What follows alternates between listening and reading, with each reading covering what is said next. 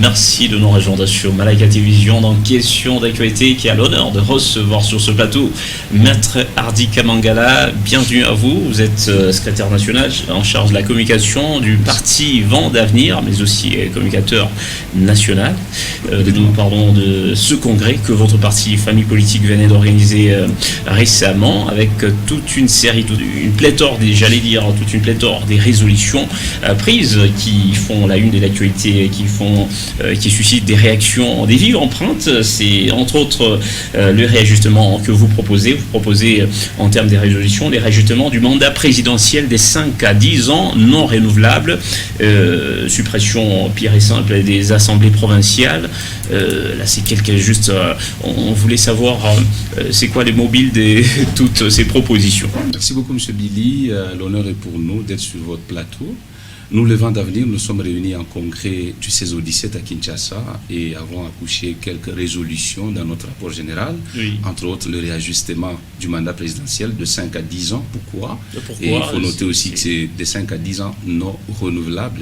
Pourquoi Parce que nous estimons qu'un président de la République élu pour un mandat de 5 ans renouvelable une fois, à la 5e année de son premier mandat, il s'adonne plus au travail, à sa réélection qu'au projet de développement du pays. Et notre résolution implique également la réduction du coût des cycles électoraux. Un cycle électoral au niveau de la République démocratique du Congo vous prend pratiquement 600 millions de dollars. Et si nous pouvons prendre 2 cycles électoraux durant 10 ans, parce qu'il faut en faire des 2, pour un mandat de 5 ans renouvelable, donc nous supprimons un cycle, nous économiserons en moyens, et ces fonds-là économisés, ça peut être orienté vers d'autres projets de développement, entre autres la construction de routes, des hôpitaux, etc. Et cela a été une de nos résolutions du congrès. Une de vos résolutions, mais ça ressemble un peu à ce que le professeur Isidore Dayuel propose. Lui, il a proposé la révision de la Constitution, donc avoir une nouvelle Constitution pour la RDC avec un mandat présidentiel de 9 ans. Cela pour d'autres observateurs, par exemple les directeurs exécutifs des Boutelli qui estiment que cette proposition est dépassée par son soubassement. Évidemment, le professeur Isidore, que nous respectons, a emboîté nos pas.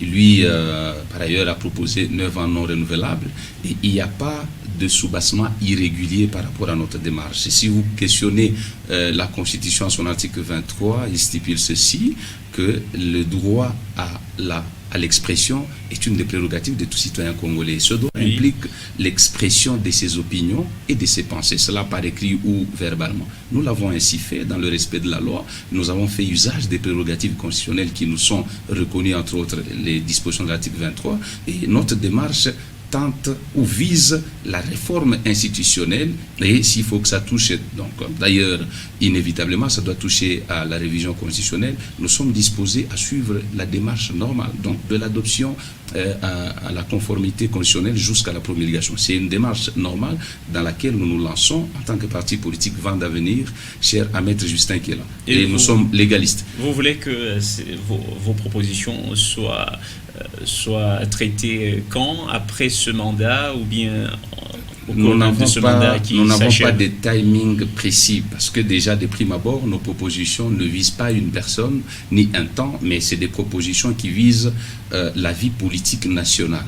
Du moment où nous les avons adoptées et qu'on a saisi les instances officielles ou les institutions officielles, nous pensons que nous sommes prêts à accompagner ces résolutions quand on va juger de la nécessité. Nous n'avons pas de timing fixe. De la nécessité, vous proposez également dans votre résolution du Congrès la suppression pire et simple des assemblées provinciales.